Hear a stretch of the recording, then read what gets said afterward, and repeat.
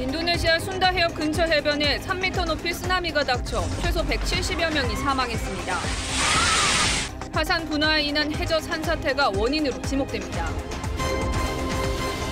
자유한국당이 청와대가 민간인인 박용호 전 창조경제혁신센터장을 사찰했고 민정수석실 윗선도 이 사실을 알고 있었다고 주장했습니다.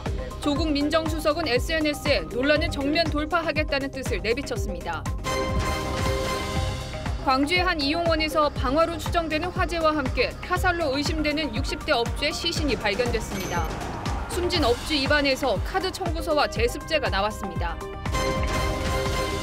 경찰과 군청이 술 취한 노숙인을 누가 보호하느냐를 두고 실랑이를 벌이다 노숙인이 병원으로 옮겨졌습니다. 두 기관은 급기야 서로를 직무유기 혐의로 맞고발했는데 어떻게 된 사연인지 취재했습니다.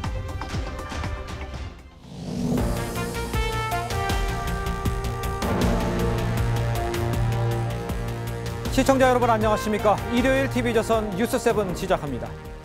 자유한국당이 청와대가 박용호 전 서울창조경제혁신센터장 감찰 결과를 특감반장 서명과 함께 검찰에 넘겼다면서 명백한 민간인 사찰 증거라고 주장했습니다. 자, 이에 대해서 청와대는 첩보 지시를 내린 적이 없고 김태우 수사관의 승진 심사용이라 서명을 한 것이라고 반박을 했습니다. 자, 이렇게 지금 폭로와 반박이 계속되는 상황에 조국 청와대 민정수석은 맞으며 가겠다는 이 취임사 SNS 프로필에 사진에 다시 올렸습니다. 정면 돌파 의지를 드러냈다는 평이 나옵니다.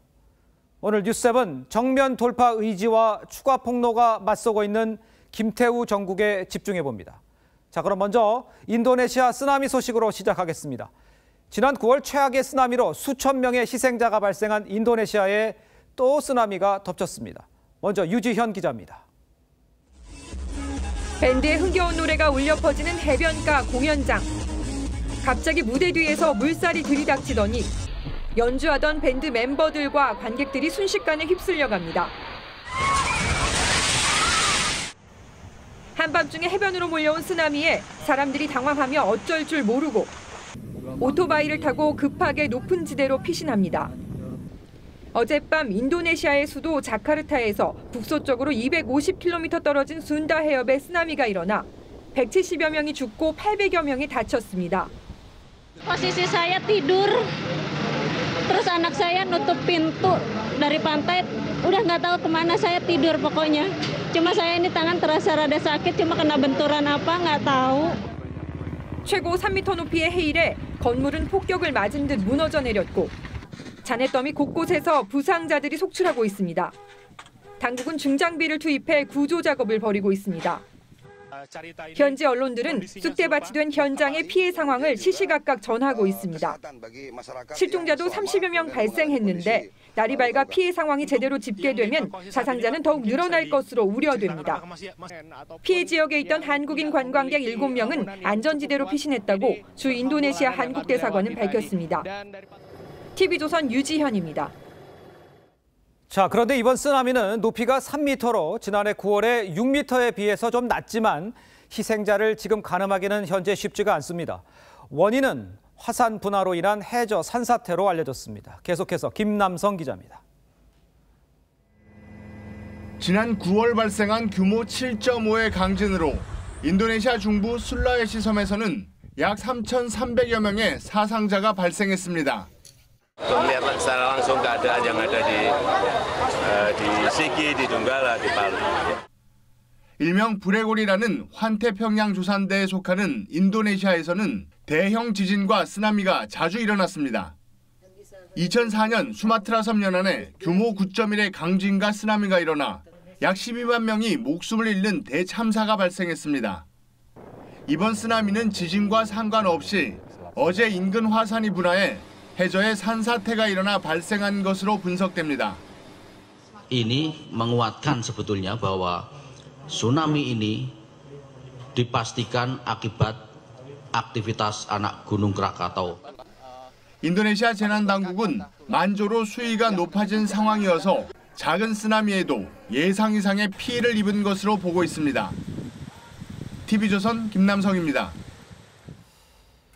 자유한국당은 청와대가 박영호 전 서울창조경제혁신센터장 감찰 결과를 특감반장 서명과 함께 검찰에 넘겼다면서 명백한 민간인 사찰 증거라고 주장을 했습니다. 청와대는 첩보 지시를 내린 적이 없고 해당 문건은 김 수사관의 승진심사 제출용이어서 서명을 해줬을 뿐이다, 이렇게 해명을 했습니다. 윤태윤 기자입니다. 자유한국당이 공개한 청와대 특별감찰반 첩보 2첩 목록입니다. 김태호 수사관이 작성한 14개 보고 가운데 박영호 전 창조경제센터장의 비리 첩보가 있습니다. 지난해 7월 24일 대검찰청에 이첩했고 이인걸 특감반장이 직접 확인 서명했습니다. 창조경제혁신센터는 공공기관도 아니고 그 센터장도 공직자가 아닌 명확한 민간인 신분입니다. 개인의 일탈이 아닌 청와대의 민간인 사찰을 보여주는 증거라고 한국당은 주장합니다. 사찰 DNA가 있다는 것이 밝혀졌을 뿐만 아니라 거짓말 DNA까지 있다는 것이 밝혀졌습니다. 청와대는 창조경제센터장은 특감반의 감찰 대상이 아니기에 첩보를 수집하라고 지시한 바 전혀 없다며 보고 시기로 볼 때 검찰 근무 때 수집한 정보로 판단된다고 해명했습니다. 다만 첩보 내용 중에 비위 사실이 있어 수사 참고 자료로 대검에 이첩했다고 말했습니다. 한국당이 문제 삼은 목록은 김 수사관이 지난해 검찰 승진심사에 실적을 제출하겠다고 해 특감반장이 서명한 것에 불과하다고 말했습니다. 김 수사관 측은 박용호 비위 첩보는 청와대 특감반에 7월 4일 출근한 이후 지시를 받고 수집해 7월 20일 보고한 것이라고 주장했습니다. TV조선 윤태윤입니다. 자, 이런 상황에 청와대 조국 민정수석은 두들겨 맞으며 가겠다, 이 취임사를 SNS에 다시 올렸습니다. 특감반 의혹을 언급하진 않았지만 정면 돌파 의지를 강조한 것으로 보입니다. 최지원 기자입니다. 조국 청와대 민정수석은 자신의 SNS와 메신저 사진을 지난해 5월 취임 때 사진으로 교체했습니다. 배경에는 능력 부족이지만 최대한 해보겠다, 여기저기서 두들겨 맞겠지만 맞으며 가겠다는 당시 수락사가 적혔습니다. 대통령님의 구상과 계획에 충실히 보좌하도록 하겠습니다. 특감반 의혹과 야당의 사퇴 요구가 잇따르지만 정면 돌파하겠다는 뜻으로 읽힙니다. 조 수석은 김태우 수사관의 민간인 첩보 논란이 불거진 이후 열흘 동안 공식 입장을 발표하지 않고 청와대의 공식 발표문 3건만 SNS에 게재했습니다. 우윤근 대사건에 대해 참고하라며 올렸던 한 언론 기사도 며칠 뒤 삭제했습니다. 청와대는 조국 수석이 이전에도 자주 썼던 사진이라며 별것 아닌 일에 너무 신경 쓰지 말라고 했습니다. 자유한국당은 민간인 불법 사찰과 여권 고위층 비위 첩보 묵살 의혹에 대한 국민적 비판을 두들겨 맞는다고 표현했다며 답답하다고 비판했습니다. 고집을 피우는 건 자유지만 이제 그만 민정수석을 사퇴하라고 주장했습니다. TV조선 최재원입니다. 자, 그런데 김태호 수사관의 폭로와 관련한 여러 고발건들은 검찰청 3곳에 쪼개져서 수사가 진행 중입니다. 김 수사관은 서울 동부지검장 출신인 석동현 변호사를 선임하면서 방어 태세를 갖추고 있습니다. 한성원 기자입니다. 청와대 특별감찰반원이었던 김태우 수사관의 검찰 수사는 대검찰청과 수원지검, 서울 동부지검 3군데로 나뉘어져 진행되고 있습니다. 대검 감찰본부는 김 수사관의 퇴출 사유로 꼽히는 골프 접대 의혹을 수사하고 있습니다. 김 수사관의 폭로 등으로 파장이 커지자 청와대가 김 수사관을 공무상 비밀누설 혐의로 서울중앙지검에 고발했지만 검찰은 김 수사관이 중앙지검에서 일한다는 이유로 수원지검에 배당을 했습니다. 다음 날 자유한국당이 청와대를 직권남용 혐의로 서울중앙지검에 고발했지만 저희가 중앙지검에 고발장을 접수하는 것이 정상이고요. 이렇게 경천동지할 일을 일으키고 그리고 그것을 폭로하고 검찰은 또 서울 동부지검에 맡겼습니다. 검찰은 박형철 청와대 반부패 비서관과 윤석열 서울중앙지검장이 함께 근무한 이력이 있어 공정한 수사를 위한 조치라고 이첩 이유를 밝혔습니다. 김 수사관도 석동현 전 서울 동부지검장을 변호인으로 선임하며 방어 태세를 갖추는 모양새입니다. 내가 그 변호를 맡기로 했습니다. 오늘 요청이 와서 내가 지금 맡기로 했고 내일 선임계를 제출할 예정이고. 석 변호사는 세월호 유족 불법 사찰 혐의로 최근 검찰 조사를 받다 스스로 목숨을 끊은 이재수 전 기무사령관의 변호를 맡기도 했습니다. 대검 감찰본부는 김 수사관의 비위 의혹 감찰을 연내 마무리하겠다는 방침입니다. TV조선 한성원입니다.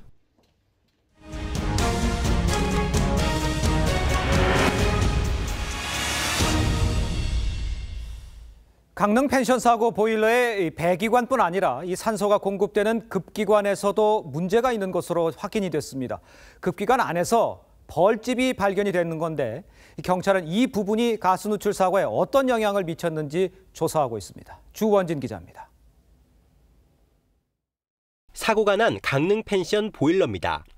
보일러 위쪽에 2개의 관이 설치돼 있습니다. 하나는 배기가스가 밖으로 나가는 배기관이고 하나는 깨끗한 공기를 보일러 내부로 공급하는 급기관입니다. 정상적인 급기관은 보통 배기관 위에 있어야지만 아래로 축 처져 있습니다. 현장 감식 결과 급기관의 일부가 벌집에 막혀 있었던 것으로 확인됐습니다. 벌집 크기는 작은 감자 크기인 것으로 알려졌습니다. 급기관이 막히면 연소가 제대로 일어나지 않아 사고의 원인이 될 수 있습니다. 공기가 적게 들어오면 불안전 연소가 발생할 가능성이 높아서 일산화탄소의 양은 증가될 수밖에 없는 것이죠. 강릉 아산병원에 입원 중인 학생 4명 중 3명은 현재 일반 병실에서 치료를 받고 있습니다. 이들은 상태가 많이 좋아져 일부는 이르면 이번 주 안에 퇴원이 가능할 것으로 보입니다. 중환자실에 남은 한 명도 반응이 더 명확해지고 움직임도 활발해졌습니다. 원주 세브란스 기독병원에 있는 학생 2명은 아직 의식을 회복하진 못했습니다. 하지만 병원 측은 이들이 스스로 호흡이 가능하고 외부 자극에 반응할 정도로 호전되고 있다고 밝혔습니다. TV조선 주원진입니다. 네, 오늘 새벽 광주의 한 이용원에서 방화로 추정되는 화재가 발생을 했습니다. 현장에서는요, 60대 업주가 숨진 채 발견이 됐는데 목이 졸린 흔적과 입안에 카드 전표가 있는 등 타살이 의심이 돼서 경찰이 수사에 나섰습니다. 오선열 기자입니다. 상가 입구에서 뽀얀 연기가 피어오릅니다. 잠시 뒤 소방대원들이 출동해 화재 진화에 나섭니다. 오늘 새벽 1시쯤 광주 북구의 한 3층짜리 건물 지하에 있는 이용원에서 불이 났습니다. 불은 10분 만에 진화됐지만 이곳 이용원 업주 65살 A씨가 숨진 채 발견됐습니다. 시신에선 목이 졸린 흔적이 발견됐습니다. 또 입속에선 카드 전표 2매와 제습제 등 이물질도 발견됐습니다. 어떤 취지로 그걸 꾸겨 넣어놨는지 그건 모르겠어요. 네, 거기 현장에 있었던 물건들인 것 같은데 그냥 과학적인 부분인지 어쨌는지는 추가적으로 조사를 해봐야 합니다. 불이 난 이용원은 침대 6개를 놓고 성매매 영업을 해온 곳으로 알려졌습니다. 배달할 때 종류 내려간 건데 마사지 이제 뭐 가격표 딱 있고 그 안에 들어가면은 침대 이렇게 딱 있고 칸막이 그런 식으로 좀. 경찰은 어젯밤 9시 반쯤 한 남성이 이용원에 들어온 걸 확인했습니다. 또 불이 나기 7분 전쯤 이용원 뒷문으로 급히 빠져나가는 CCTV를 확보했습니다. 경찰은 이 남성이 A씨를 살해한 뒤 일부러 불을 댔을 가능성에 무게를 두고 남성의 행방을 쫓고 있습니다. TV조선 오선열입니다. 네, 어제 전해드린 이 천호동 성매매업소 화재, 이 호객 행위를 하는 1층 홀에서 시작이 됐습니다. 불이 붙을 만한 물건은 없지만 연탄 난로가 설치돼 있었는데 인근의 다른 업소들을 돌아보니까 화재 가능성이 아주 높아 보였습니다. 윤재민 기자입니다. 업주 박모 씨 등 2명이 숨지고 4명이 다친 천호동 성매매업소 화재. 경찰은 오늘 불이 1층에서 시작됐다고 공식 발표했습니다. 1층에서 발화했다고만 확인이 된 거고요. 그릇만 있고 일부 조금 확인했는데 그런 건 없습니다.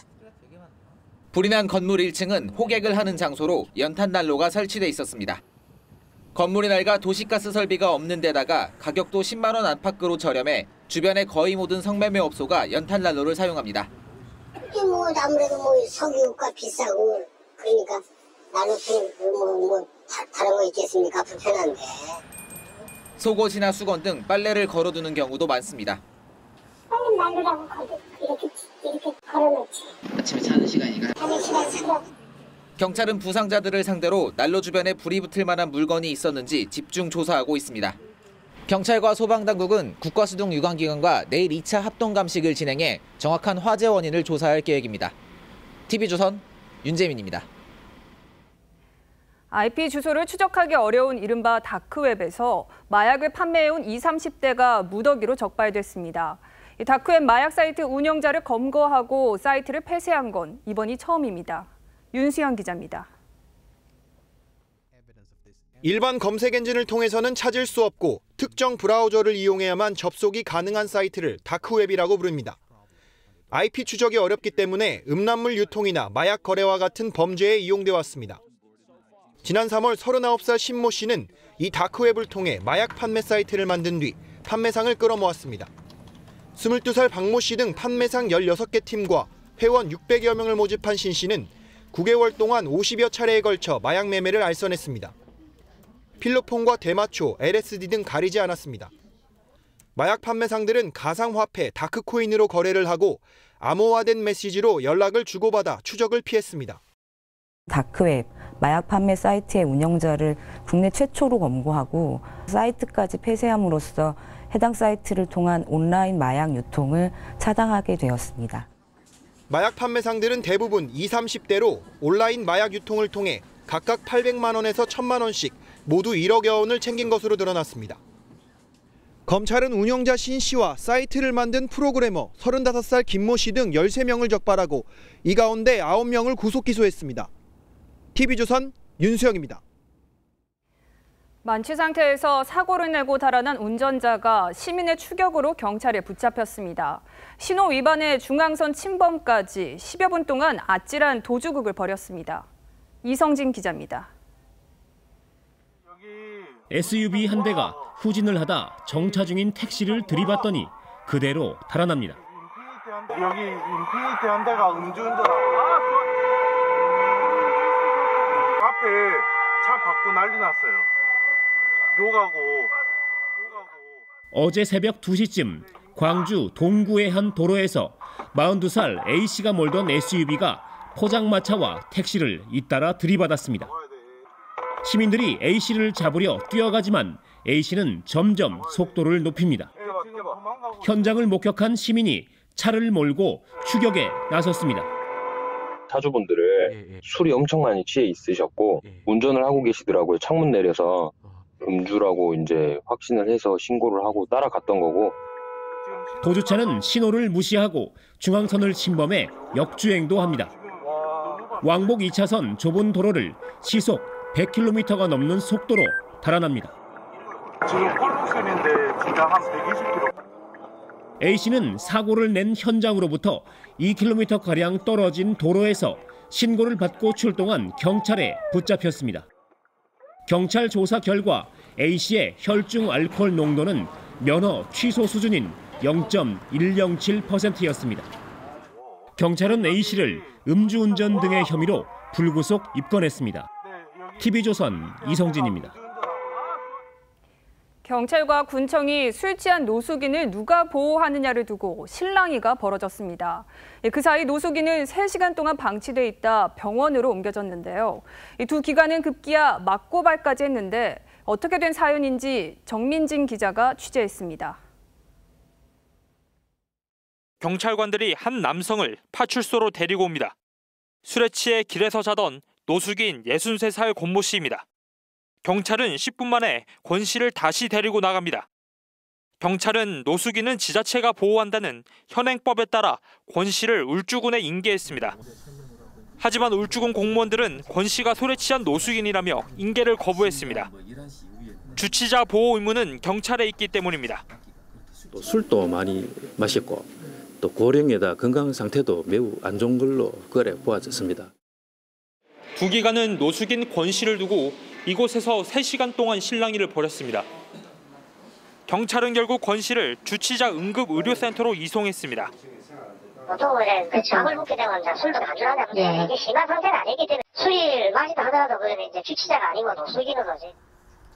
이 사건 이후 경찰은 지난달 6일 울주군청 7급 공무원 최모 씨 등 2명을 직무 유기 등의 혐의로 고발했습니다. 울주군도 지난 4일 담당 경찰관 종모 경위 등 3명을 직무 유기와 직권 남용 혐의로 고발했습니다.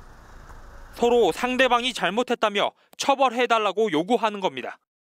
두 기관이 해법 찾기를 고심하기는커녕 감정 싸움을 하고 있다는 비판이 나오고 있습니다. TV조선 정민진입니다. 네, 어제에 이어 오늘도 비교적 포근한 날씨가 계속됐는데 밤부터는 동장군이 기승을 부릴 것으로 보입니다. 이 미세먼지는 다소 나아지겠지만 이제는 한파에 대비하셔야겠습니다. 서울광장에 취재기자 나가 있습니다. 장윤정 기자, 내일부터 본격적으로 추워진다고요? 네, 기온이 점점 떨어지면서 서울은 현재 영상 2도로 어제보다 7도가량 낮아졌습니다.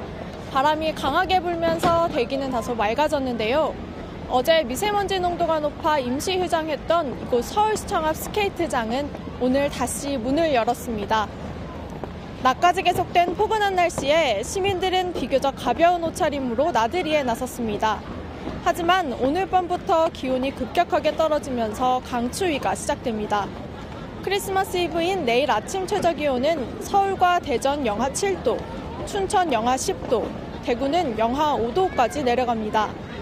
크리스마스 당일에도 강추위가 예상되지만 전국이 대체로 맑아 경기 북부 등 일부 지역을 제외하곤 화이트 크리스마스를 기대하기는 어렵습니다. 기상청은 오는 27일부터 서울의 아침 최저기온이 영하 10도로 떨어지는 등 전국적으로 기온이 더 내려가고 바람도 강하게 불 것으로 내다봤습니다. 강한 바람에 하늘도 맑아져 서울과 경기, 충북 중부 지역은 오늘 낮부터 초미세먼지주의보가 해제됐습니다. 전국적으로 초미세먼지 농도는 보통에서 좋음 수준을 보였고 며칠 동안 이 흐름이 이어지겠습니다. 지금까지 서울광장에서 TV조선 장윤정입니다. 자, 지금부터는 구설에 오른 정치인 소식 전해드리겠습니다. 공항에서 신분증을 확인하는 과정에서 이른바 갑질 논란에 휩싸인 더불어민주당의 김정호 의원이 해명을 내놨는데 이 해명이 다시 논란을 키우는 모양새입니다. 시민의 불편을 대신해서 공항공사 사장에게까지 항의했다는 건데 일반 시민이었다면 이렇게 할 수 있겠느냐, 이런 이야기가 나옵니다. 서주민 기자입니다. 더불어민주당 김정호 의원이 공항 갑질 논란에 SNS에 올린 해명입니다. 신분증을 지갑에서 꺼내 보여달라는 공항 직원의 요구에 책임자에게 규정을 확인하려 한 것이었다고 하면서도 갑질은 하지 않았다고 주장했습니다. 그러면서 휴대전화 지갑에 넣어뒀던 자신의 신분증 사진도 함께 올렸습니다. 하지만 이 글에 달린 천여 개의 댓글 상당수는 김 의원의 해명에 비판적입니다. 보안 요원이 달라고 하면 주는 게 당연하다. 모든 국민들은 아무 불평 없이 신분증을 보여준다. 모두의 안전을 위해 기본이다라는 등의 글입니다.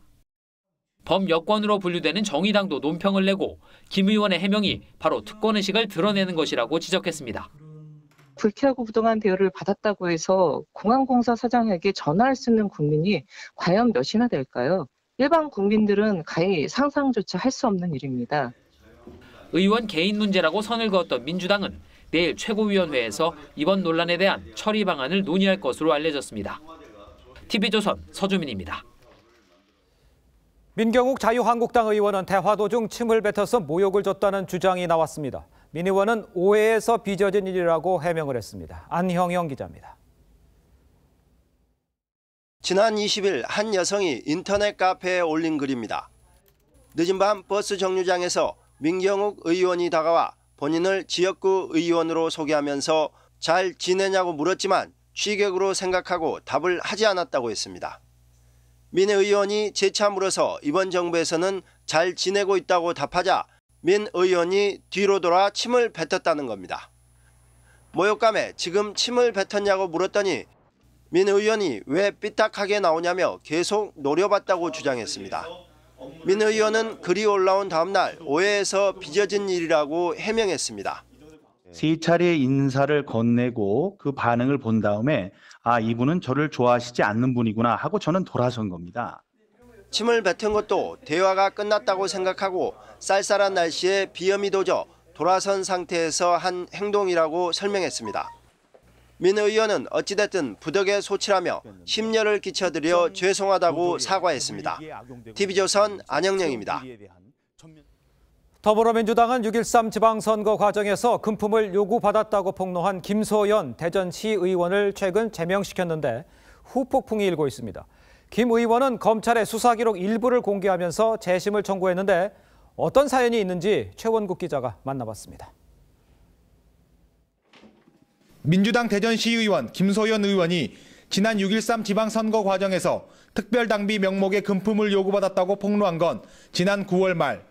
폭로는 대전시장 경선 과정에서의 권리당원 명부 유출 의혹으로 이어졌습니다.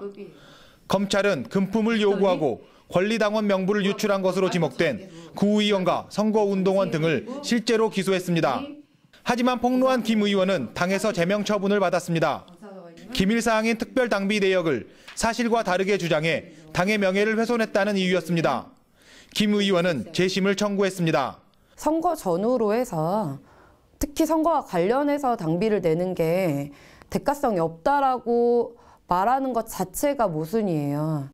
오히려 지방선거 당시 대전시당 위원장이었고 김 의원 징계 때는 당무감사원장이었던 박범계 의원 조사가 먼저 이뤄져야 한다고 주장합니다. 4월 11일 날 아침에 1억 요구를 받았어요. 그 당일 오후에 박범계 의원님이 불러서 아주 구체적으로 자세하게 말씀을 드렸고 박범계 의원은 앞서 돈을 요구받는다는 얘기를 들었지만 액수 등 구체적인 사정은 들은 바 없다고 해명했습니다. 또 구속된 선거운동원이 한때 자신의 비서관이기는 했지만 2016년 사직했기 때문에 어떠한 조치를 취할 상황이 아니었다고 설명했습니다. 검찰은 박범계 의원에 대해서는 이미 무혐의 처분을 내렸고 김소연 시의원은 재정 신청을 했습니다. TV조선 최원국입니다. 네, 대표적인 대북 강경파입니다. 이 마이크 펜스 미국 부통령이 이 북한 인권 유린에 대한 연설을 준비를 하다가 돌연 취소를 했습니다.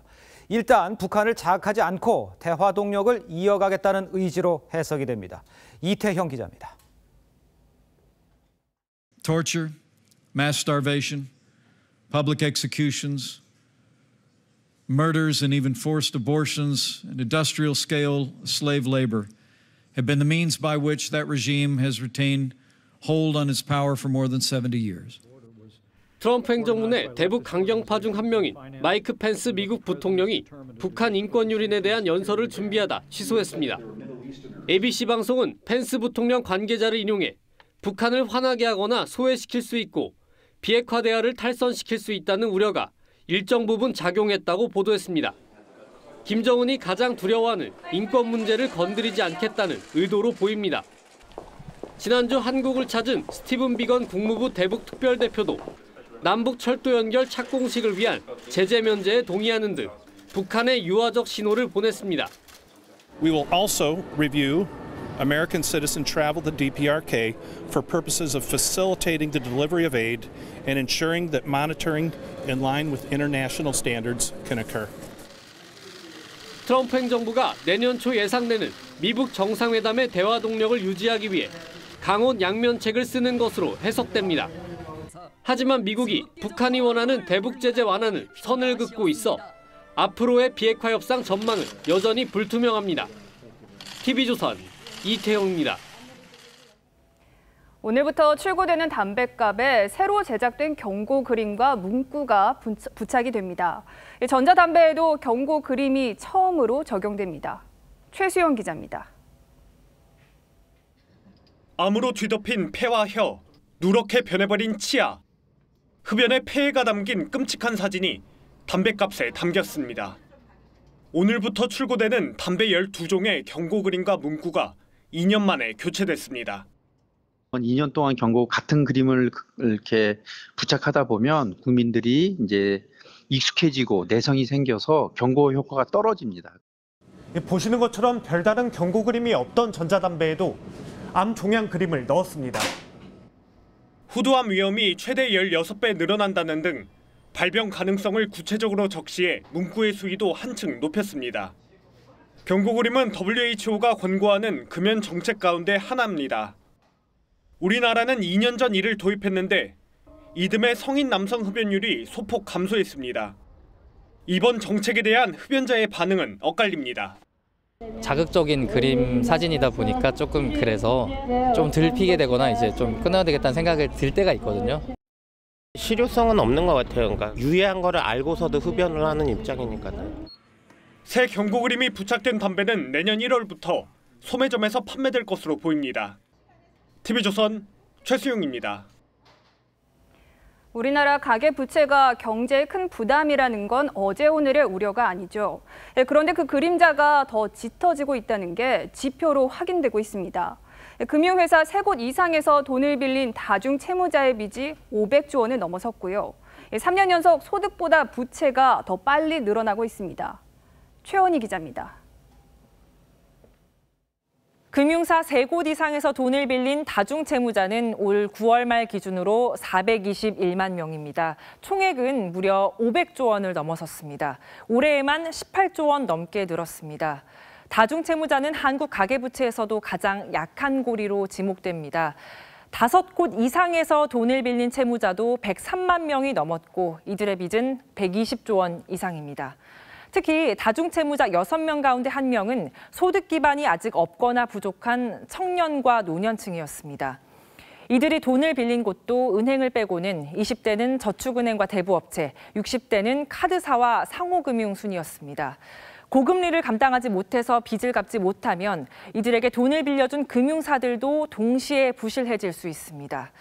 빚 증가 속도가 소득 증가 속도보다 빠른 것도 문제입니다. 올해 부채 증가율은 6.1%, 소득 증가율은 4.1%를 기록하면서 3년째 빚이 소득보다 빨리 늘고 있습니다. 지난주 미 연준의 금리 인상으로 국내 금리도 상승 압박을 받고 있어서 1,500조 원이 넘는 국내 가계부채의 부실 우려는 더욱 커지고 있습니다. TV조선 최원입니다. 더하기 뉴스 시간입니다. 정치부 박지호 기자 나와 있습니다. 박 기자, 첫 번째 키워드부터 볼까요? 가짜 뉴스 상대 정계 복귀? 유시민 전 의원의 모습이네요. 네, 유시민 노무현재단 이사장이 이른바 가짜 뉴스에 대응하는 팟캐스트와 유튜브 방송을 개시합니다.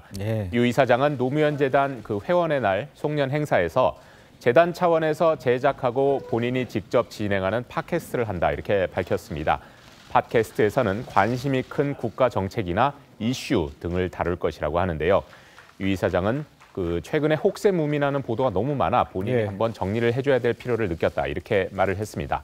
그러면서 문재인 대통령 지지율에 대해 얘기를 했는데 지지율이 떨어지는 가장 큰 이유는 경제와 일자리라면서 미국도 유럽도 어려운데 우리만 못하는 것처럼 얘기하는 게 그게 아니다 이렇게 말을 했습니다.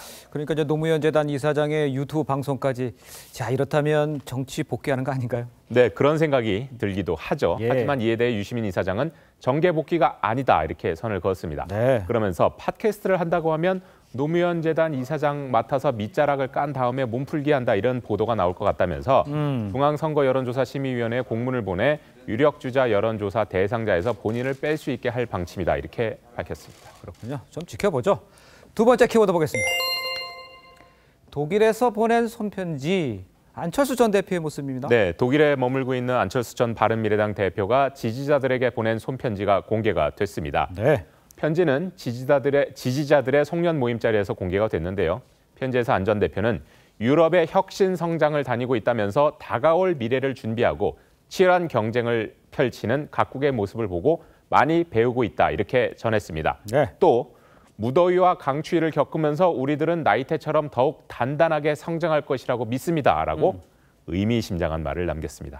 들리기에는 정계 복귀를 시사한 것 같아 보이기는 합니다. 자, 마지막 키워드 보겠습니다.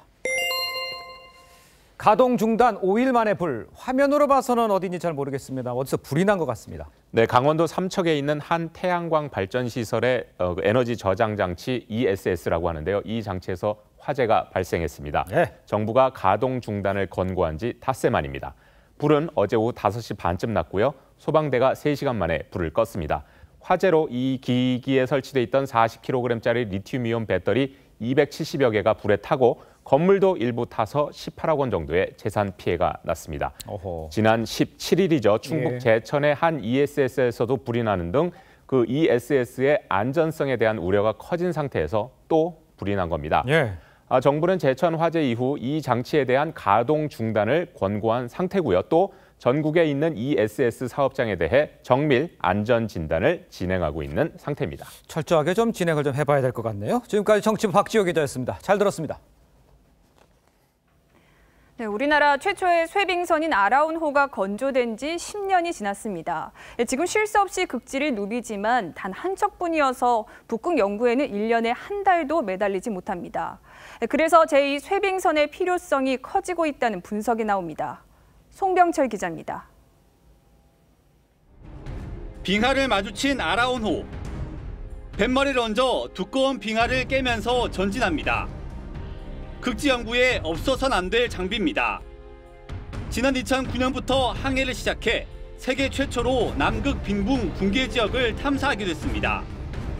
아라운호의 탄생 이후 우리의 활동 영역은 상상했던 것 이상으로 크게 확대가 되었습니다. 국내 유일의 쇠빙선인 아라운호는 연중 300일 이상을 항해하지만 북극 연구에 투입되는 기간은 평균 27일에 불과합니다. 남극엔 기지가 2개여서 연구 지원 사항이 더 많은 데다 빙하 두께가 3-4m에 달하는 북극에선 쇠빙 능력 1m인 아라운호가 힘을 못 쓰기 때문입니다. 그래서 정부는 제2 쇠빙선의 건조를 추진 중입니다. 7,500톤인 아라운호보다 무게를 1.5배 늘리고 쇠빙 능력도 2m까지 끌어올렸습니다. 하지만 올해 과학기술기획평가원 평가에선 건조 필요성이 인정되지 않았습니다. 최근 북극에 대한 연구라든지 관심이 증폭되는 상황을 감안한다면 보다 향상된 쇠빙 능력을 갖춘 선박이 지금 필요한 상황입니다. 해양수산부는 내년 상반기까지 필요성 분석을 보완한 후 예비 타당성 조사에 재도전할 방침입니다. TV조선 송병철입니다. 연말 스크린에 센 언니 바람이 불고 있습니다. 강한 여성 캐릭터를 앞세운 영화가 연이어 흥행에 성공하며 사랑받고 있는데요. 박수영 기자가 전해드립니다.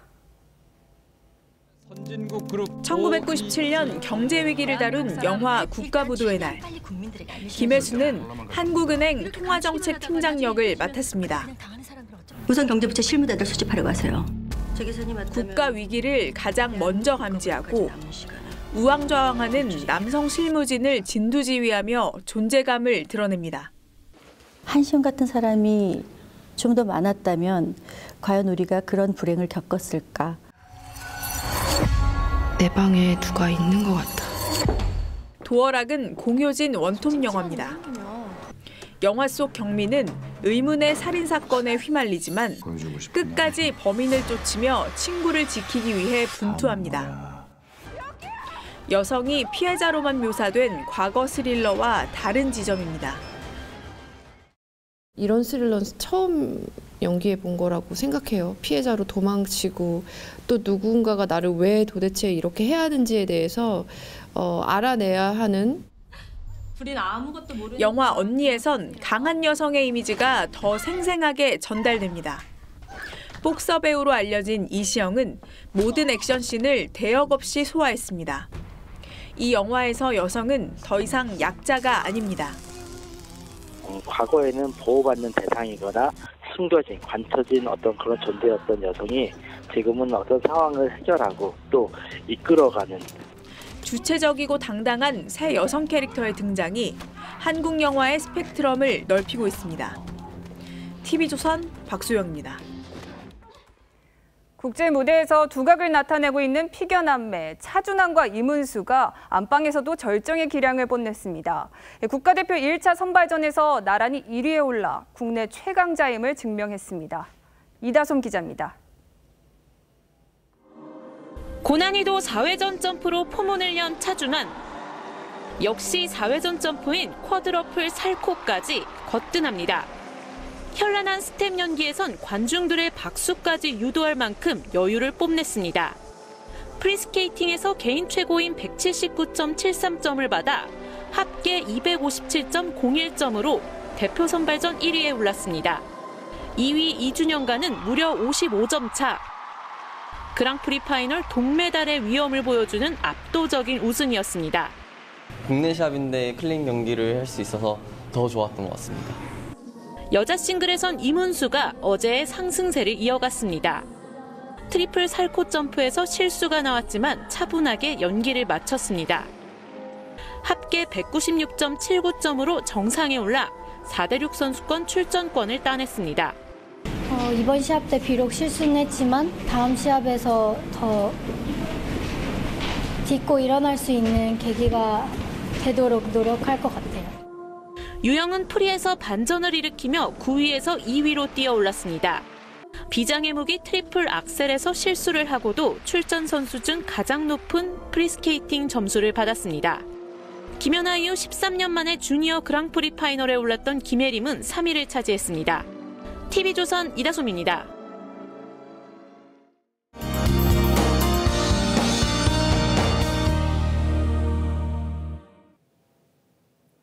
북쪽에서 찬바람이 불어오면서 일주일 넘게 말썽이던 미세먼지가 해소됐습니다. 현재 전국 미세먼지 농도 보통에서 좋음 수준을 회복했고요. 내일까지 대기질 걱정은 없겠습니다. 다만 찬바람과 함께 중부지방으로는 한파주의보가 발효 중이고요. 밤사이 기온이 곤두박질 치면서 내일 아침은 오늘보다 6도에서 많게는 11도가량 기온이 떨어지겠습니다. 내일 서울 아침 기온 영하 7도, 파주 영하 12도, 철원 영하 13도, 봉화는 영하 10도까지 떨어지겠고요. 이 성탄절인 화요일에는 밤에 중부지방으로 눈이 날릴 가능성이 있겠습니다. 이번 주 후반에는 서울 기온이 영하 10도 안팎까지 내려가면서 세미탄파가 기승을 부리겠고요. 이 대기가 건조한데 바람이 강하게 붑니다. 화재 사고에 주의해 주시길 바랍니다. 기상정보였습니다. 네, 연말연시를 맞아서 각종 모임이 늘면서 아무래도 이 술자리가 많아지셨을 겁니다. 음주운전은 절대 하지도 말고 또 그런 차를 얻어 타지도 말아야 합니다. 음주운전했다 폐가 망신한다는 것 절대 잊지 마시기 바랍니다. 이상으로 일요일 TV조선 뉴스7 마칩니다. 네, 저희는 토요일에 다시 찾아뵙겠습니다. 시청해주신 여러분 고맙습니다.